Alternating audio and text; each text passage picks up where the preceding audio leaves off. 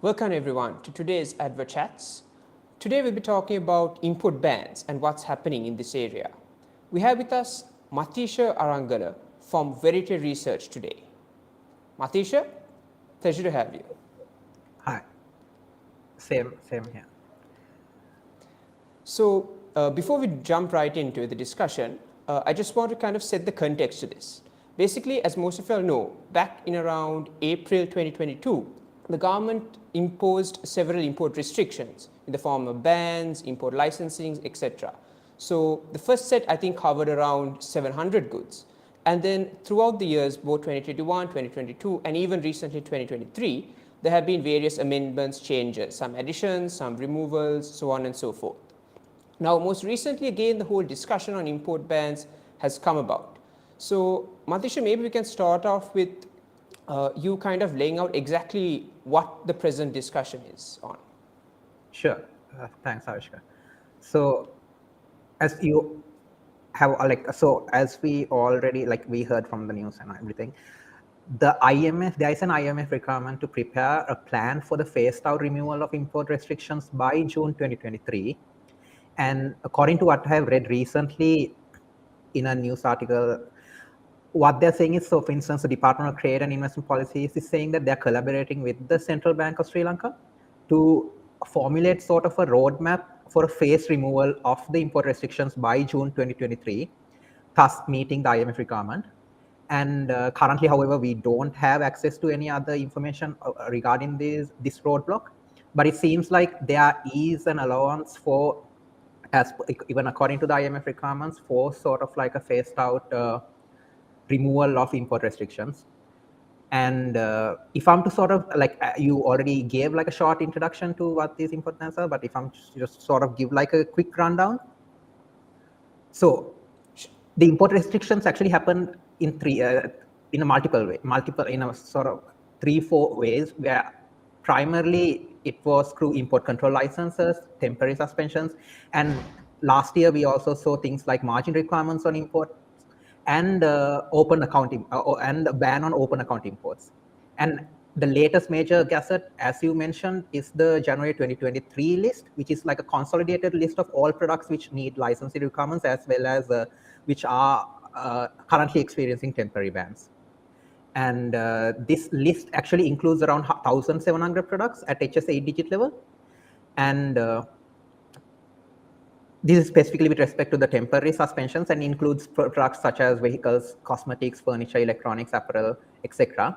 And what we found was that these products actually account for around 11% of total imports experienced by Sri Lanka pre-COVID. And an additional 1,000 products require import control licenses, so which is an addition to previous requirements on ICLs, which were made like pre-COVID as well. And all these restrictions make up around 30% of total imports as of 2018 and 2019. And for this new consolidated list, around 1,300 new products were introduced and around 200 products have been removed when we compare it with the gazettes which were available previously in 2022 and 2021. So, okay, now, yeah, when you put that into context, I think I heard recently the State Minister of Finance was saying they're planning to remove around 100. It's really hardly a dent in the number of all basically bans and restrictions are there. Yeah. If you can take a step back for... Yeah, go ahead. Sorry, go ahead, Mathisha. You can go ahead with the question. I can make points. Basically, if you can take us just a step back for a moment, can we perhaps revisit why were these import bans and restrictions imposed in the first place back in 2020? Yeah, so at the time, back in 2021, like as we all remember, like leading up to 2022, the country was actually running out of foreign exchange to import even the basic requirements such as oil, gas, basic pharmaceuticals. We all experienced queues. We also saw news reports of hospitals struggling to supply medicine. So we were in a situation where actually we had to choose between putting restrictions on some products which were deemed non-essential at the time, to ensure that there was less pressure on foreign exchange for us to meet necessary imports. But so while we can say that it was a necessity at the time, there were many unintentional hardships that people would have basically experienced because of this ban. So one would be the fact that many companies would have experienced restrictions on the amount of raw materials that they can import, the machinery. While there were exemptions, so while these products were put under the temporary ban list, there were exemptions made for businesses which do exports, which import raw materials and capital goods which aren't available locally. What we see is that these were inconveniences, especially for many small businesses, as now they have to get special approval and prove their value addition and things like that in order to import some of these raw materials. And even if we put raw materials apart, intermediate products apart, even with respect to final consumer products, what we can notice is some really unintended consequences with, for instance, if I'm to give the example of cosmetics, the livelihoods of many in the beauty care industry. The fact that there was a shortage due to imports being restricted and we had to rely on local production meant that the prices would have increased. Certain salons and all weren't able to rely on the best products. And in turn, a lot, later on, what we could have also seen is these shortages and rising costs also resulting in a lot of these businesses closing down. And in turn, people losing jobs. And in addition to the business aspect of it, the consumers who were affected should also be taken into consideration, because currently we are seeing a lot of middle income families leaving the country. And one thing contributing to this could also be the sense of disillusion created by a lack of availability of certain products or the exorbitant prices of some basic products which they consider staples. And what's even more concerning is the impact on the tourism sector, where many visitors to our country might not be able to enjoy certain basic necessities. And retailers and some of these malls which have recently set up, who look to cater to tourists, might not have anything to sell. And in addition to this, what we have realized is things like import control licenses or bans on open account imports can also have certain other unintentional impacts. For instance, especially import control licenses can lead to certain rent-seeking behavior and corruption, where certain players might be disproportionately impacted. For instance, those who have already established contacts with government officials, large players who already know the system back and forth, who would find it easier to get some of these licenses approved when compared to smaller players, because they already know the system, they already know the agencies and the officials involved.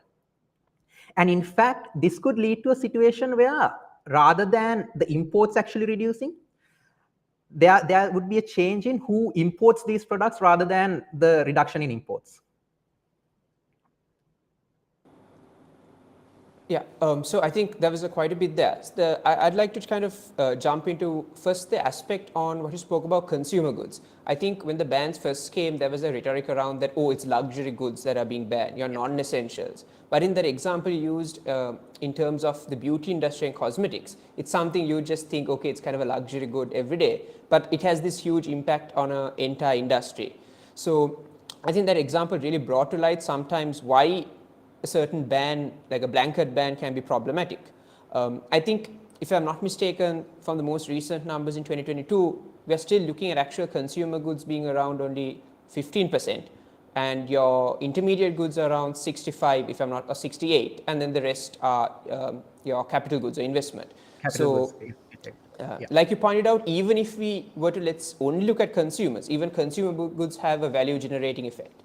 And I think when you mentioned earlier how even the big items like vehicle only amount for what we would normally kind of categorize as luxury amount for a small amount, whereas you have things like, I think, petroleum and also textiles that take up a huge proportion of a percentage of what your kind of your imports are. I was also reading that. Yeah, I was also reading, I think, an article you had recently written about GSP Plus and the apparel industry, and how sometimes it's important to be able to source these textiles from abroad to make sure you get that competitive advantage. Advantage.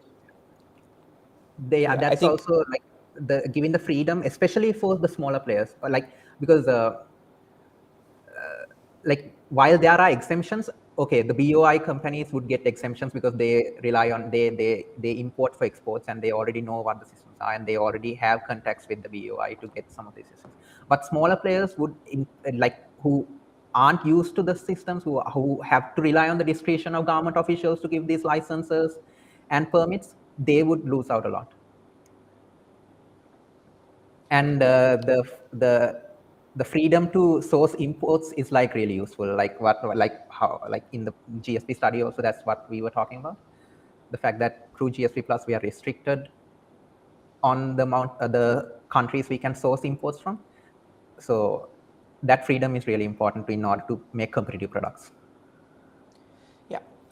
One more thing in terms of why the government went for this. So I think, if I'm not mistaken with the timeline, it first came in around 2020, but we kept our exchange rate stable.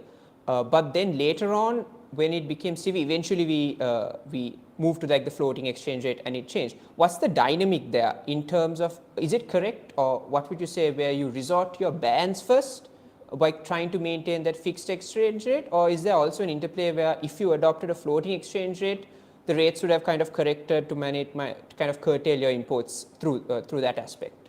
I think so. We haven't done much. Like we haven't thought much into this, but there is an argument to say that if the appreciation happened early on, the demand for imports would have reduced, and there could have been like a natural correction. But yeah, like we have to look into the data and see how it would have really impacted. But definitely there is an argument behind it, because if we had appreciated the currency back in 2021, economic principles say that imports would have been more expensive. So And just as a one result, final reduction in imports. Yeah. So one final aspect I want to just kind of explore in terms of how the government went on with this import ban. So let's assume that at that point it was really necessary. I mean, we were basically, our reserves were almost gone down. Yeah. But in terms of how we had gone about it, because there were several gazettes, several revisions. If I'm not mistaken, in August 2021, they came out with a gazette, and then soon after that, in August 2022, and then a couple of weeks later, in September again, they brought in a new gazette, reverse sum, and then you have the consolidated version. So there were just a lot of changes going on and on and on. Changes, yeah, a lot of changes, and there were subsequent gazettes released where one or two products or three, like certain amount of products were the requirements were removed, or certain amount of products were added. So it's only in 2023 we got a consolidated list with everything. But yeah, it is kind of confusing for people who want to sort of get into like international trade and try to start trading. Yeah. So I was thinking it from an angle in terms of your predictability, because even if you do have your bans, yeah, a businessman or anyone getting in the market wants some sense of predictability into, is this ban going to last, or next time am I going to need a license? Or it didn't seem to have some kind of scheme. It almost seemed arbitrary at some point. So just wanted to explore whether you have any thoughts on that impact in terms of businesses and their kind of day-to-day functioning. Definitely. So like for some of these products, there were some discussions which happened after the decisions were made. Like, so like, I'm not sure to what extent what the date actually was. One example is smartphones, right? So they were considering banning smartphones, but smartphones at a time would have been considered luxury good. But with the COVID situation, people were working from home, students were learning from home, and it was vital that people had access to cheap phones and like with internet access. And I guess the discussion happened, and there was a lot of backlash against it, and eventually they sort of removed these things. So there could have been many instances like that where certain products might not have been seen, but we haven't really done any like in-depth research into it to sort of give like a definitive answer on it. But there were. So one good example is the smartphone example that can come to mind. Okay. So Yeah, thanks. I think yeah. Yeah, I think those practical examples kind of really make a lot of sense to you as a consumer or just someone who lives every day when you realize, oh yeah, this is something I import and I use it for so many things I wouldn't normally, think about, like especially Think during about it. that Yeah, COVID. because Yeah. especially like as consumers, we think of smartphones as ways to go on Instagram and things like that. But like there are proper productive users of smartphones, especially if you're a student learning from home, or you're a employee at a company working from home. So those would have really impacted the way we do business, the way we kind of maintained our competitive advantages, and those decisions should have had some kind of thought behind. Just want to remind everyone that you're free to drop any questions y'all have in the chat, and basically we'll take them up at the end of the discussion. So just to shift from in terms of now we covered kind of the context, how we got here, some of the possible long-term adverse effects, and like you said, the unintended consequences almost. In terms of when the government does release this plan, if I'm not mistaken, end of June, as per the IMF So requirements. what they're saying is they're not going to. I don't think they're going to release the ban on at the end of June. They're saying they would get a plan forward. Yeah. With the phased out removal, like the plan for the phased out removal by the end of June. Yeah. Do you have any idea in terms of what we can expect in this government's kind of whatever plan? Do you have a rough idea, one, in terms of maybe the scope of it, the timeline, and also how important is it to make sure they come out to make sure that they have a competent plan, so it doesn't appear, again, what we've talked about, where you have all this back and forth and kind of uneasiness and unpredictability? So according to the news reports, like what I've come across about, like what the ministers and the different officials have talked about, what they're saying is things like electronic equipment, computers, mobile phones, home appliances. So they're saying that these are some of the products which are in line to be the restrictions where the restrictions are in line to be removed shortly. And what they are clear on is the fact that the vehicle ban would last for some time. And what the rationale is that vehicle imports amount to about up to $1 billion, and in certain instances, like in 2018, it amounted to about 1.5 billion USD. So the concern there is that it would be a significant drain on the foreign reserves, and that is probably something we might not be able to expect anytime soon. And with respect to what we can expect from a plan, so what we recommend is like what should be ideal is it needs to be phased out. You need to think about a priority list and logically construct a priority list. So the questions that we need to ask is, for each product, is saving the foreign exchange with respect to this product more beneficial than the sacrifices for domestic production or consumers, right? And in that way, so we need to look into the products which would have the biggest pressure on BOP, and which is going to create a massive outflow in the short term, and sort of think about phasing those out over a period of time. But at the same time, we also need to think about the well-being of the consumers and the businesses with respect to some of the other consumer products which we are considering. So I saw an article about the president quoting that essential goods, medicine, and material required for the tourism sector will be included in the first round of the removal of the restrictions. So it will be interesting to see. So while import bans are definitely bad, considering the current situation we are in, we need to think about a way in which we are managing the removal of these things in a way in which it won't bring any short-term shocks, which we won't be able to manage. Okay, understood.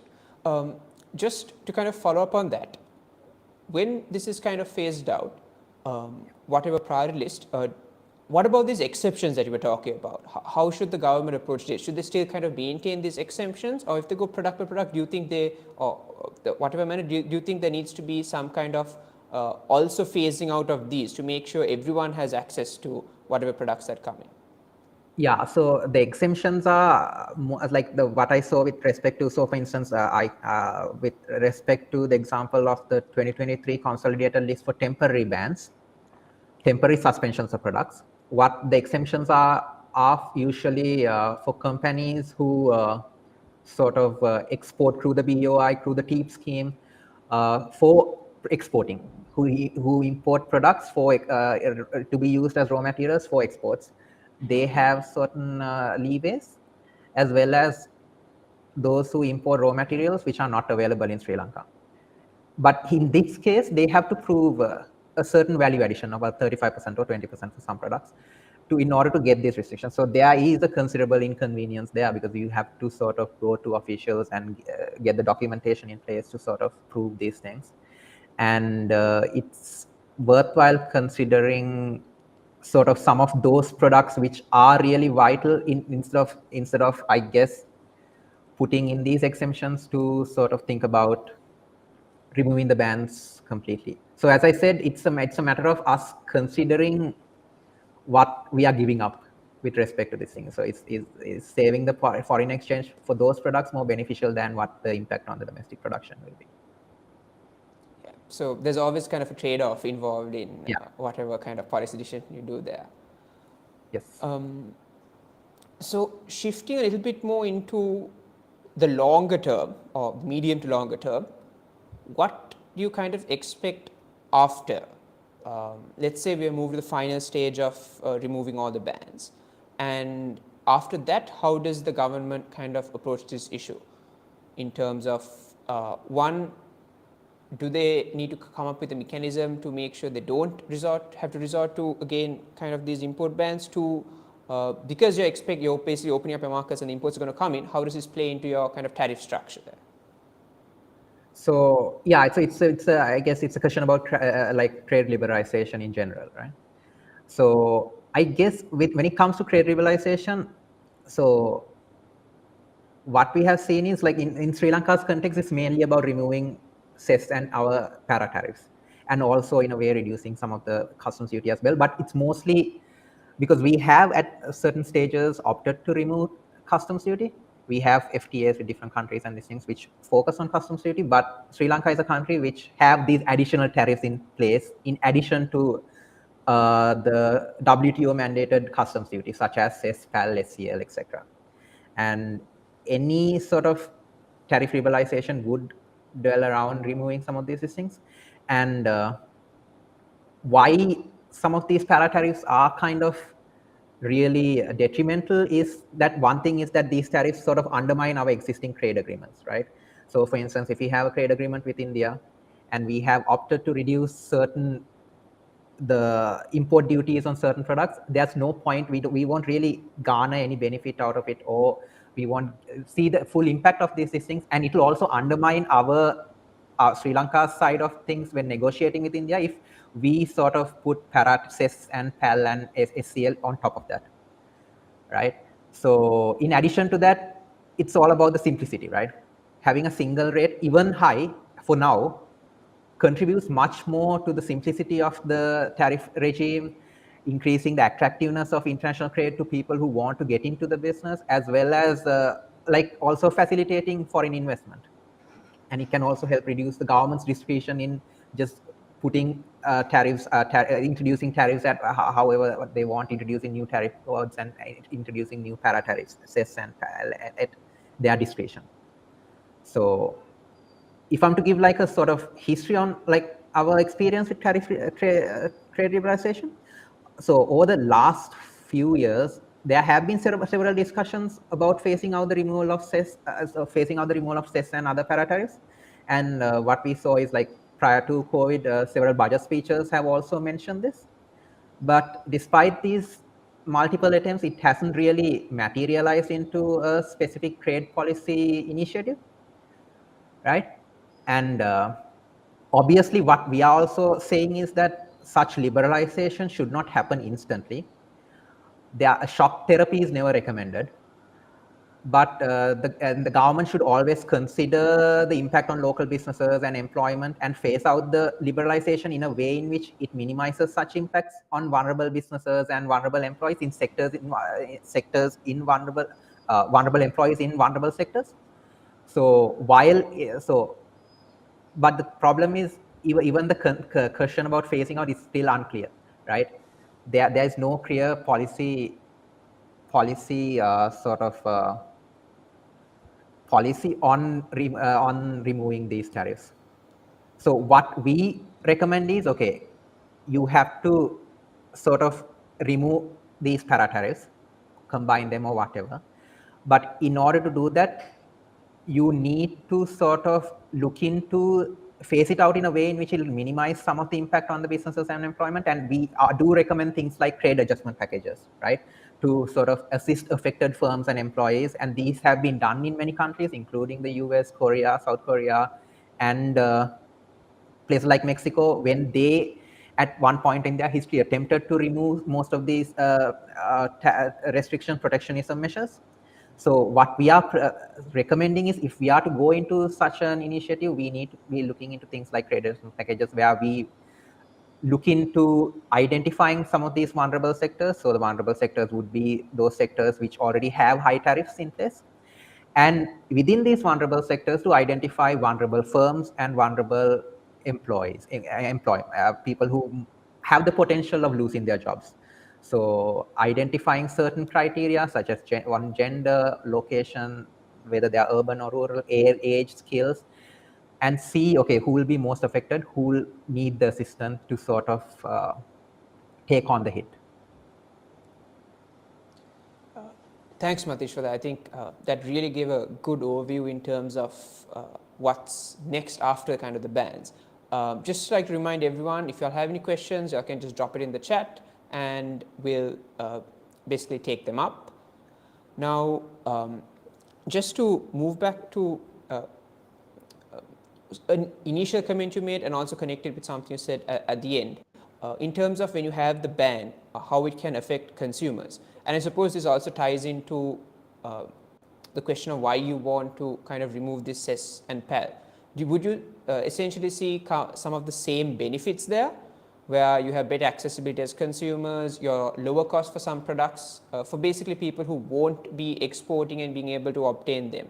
So does removing these cess, PAL, these para tariffs kind of reduce your cost? So you've got accessibility since the bans are removed, but then would it also reduce costs, and it takes you that extra step of being more competitive from that angle?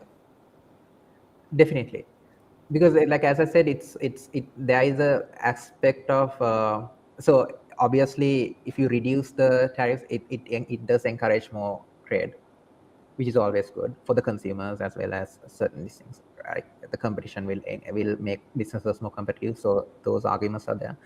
But definitely there will be an element of us trading. Yeah, so the direct cost would be reduced, and mostly it's about reducing the, because the customs duty is mandated, like it's what's visible to the world, right? The para tariffs are transparent. No, like not many, people don't really, unless like even investors, foreign investors, unless they look into Sri Lanka's tariff guides and things like that, they wouldn't even know that these para tariffs exist, which are solely for imports, right? If they go to the WTO databases and all, they'll just see the customs duty, and even our free trade agreements and all are focused on customs duty. So it is important to reduce this, increase the reduce this kind of this thing from the perspective of simplicity, as well as to make our country more attractive to this thing, in addition to the benefits that it can bring our businesses and consumers. Yeah, and I think going back to what you had mentioned in terms of the trade adjustment, I think that's an important point you raised, to make sure kind of the shocks or the negative that would hit a particular industry are basically mitigated. And also, I suppose to an extent, that is to get their buy-in, because reforms can be hard. And yes, yeah, because yeah, definitely. Yeah, go ahead, Mathish. No, I was like affirming what you said, because there is a lot of resistance to trade, because of the fear. It's a natural fear of imports coming in and this thing. So you need to sort of soften the blow with respect to these things, and trade adjustment packages have proven to sort of be effective in that sense. So that was actually got me thinking along the lines in terms of there's pushback when back then, before the bans came in terms of general liberalization. Do you think there might be pushback in terms of the liberalization of or the removal of these bans or these the import licensing schemes? Because currently, right now, I assume there is some degree of, let's say, maybe market capture of players that have been able to access these, and more often than not, because it's involved in a government bureaucracy, it's either established players or through a connection or something like that. Do you think there might be pushback on this because there are people currently maybe benefiting from the existing schemes? Yes, definitely there would be, but we need to look at the country as a whole, right? When it comes to these things, so there are certain vested interests when it comes to anything, even with respect to trade facilitation efforts and things like that. We have seen that there are parties who would be benefiting, but then we need to look into the other, like the vast majority of businesses and all, which are hoping to come into the industry, who might feel like, who might face a lot of barriers to entry because of such huge these things like licenses, huge tariffs, complex tariffs, discretion with respect to changes with change, like ad hoc changes to tariff rates and other regulations, and lack of simplicity with respect to trading. So that's where trade facilitation comes in. Yeah. So I think taking some main themes basically from what we've covered, I think one important thing is you look at almost a trade-off, a cost-benefit analysis, where you see when you have these kind of bans in place or when you're removing it, what are the fiscal impacts versus the consequences across the economy. Two, I think, is almost a transparency or predictability, making sure there's a sense of uniformity with whatever the government does and whatever the government kind of goes about. And then I suppose it's overall kind of management of your trade policy to how it interplays and make sure you don't get to the point where you need like these extreme kind of import bans. And even then when you do, can you do opt for one, there's a good rationale behind it. It's backed by proper research to kind of see what possible effects it could have. Is there anything else you'd kind of just want to add onto the topic before we wrap up? Not, I think I have covered everything that I wanted to say, but yeah, it's just that we have got ourselves into a situation where we needed some of these restrictions. We should have never got ourselves into that situation. And now that we are thinking about removing some of these things, we need to do some thinking about how we're going to do it, and sort of definitely get off that these things and think about the next stage, which is trade liberalization, which we have been talking about for a long time, but we haven't really looked into. Yeah, I think it's been a great discussion with you. Even I hope the audience got a good insight. Even I think learned quite a lot today. So really happy to have you here, Mathisha, and thank you for joining us. Thank you. Thanks a lot.